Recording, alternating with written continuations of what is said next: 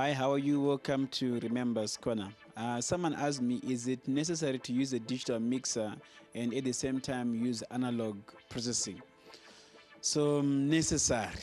Okay, it depends how you define necessary. But just to make something clear, I don't think it is necessary for you to use analog signal processors when you're using a digital mixer.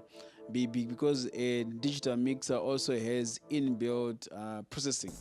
So using analog signal processors is a preference. Like for me, for example, I prefer, if I can, to always use a Summit Audio DCL 200, which is a tube compressor, because that thing makes vocals sound sweet, smooth, and big.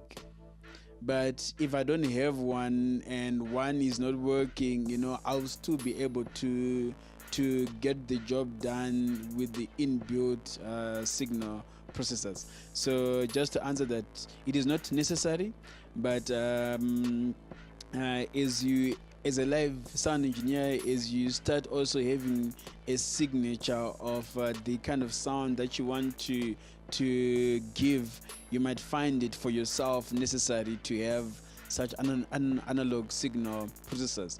And you must also understand that most of the digital signal processing, it is emulated or it is made from the influence of analog ones. So, but this is like a debate, but the digital processing has been getting better and better over the years.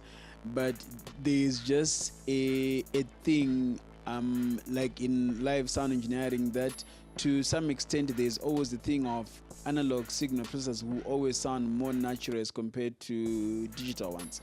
But I think basically that's it. So for me, I always prefer to mix digital and analog signal processing, especially for like lead vocals. I remember I did this event where I mixed people like Cake Franklin, Donnie McLaren,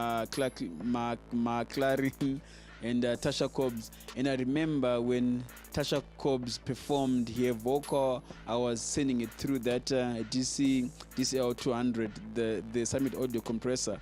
That woman with that powerful voice, when she belts out, and she also comes back and she's like soft, the way that processor manages dynamic range. And I was using an Avid profile mixer, and I could have used a plug-in on the profile mixer, but I chose to use that external processor, and basically to me it did an amazing job giving me what I wanted, what I basically wanted from that processor.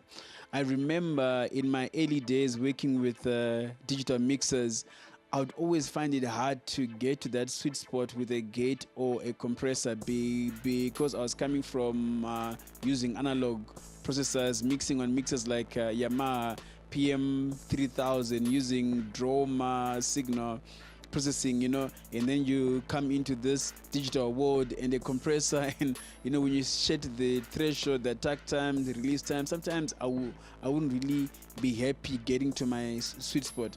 But now digital mixers have become better and better with the updates of firmware.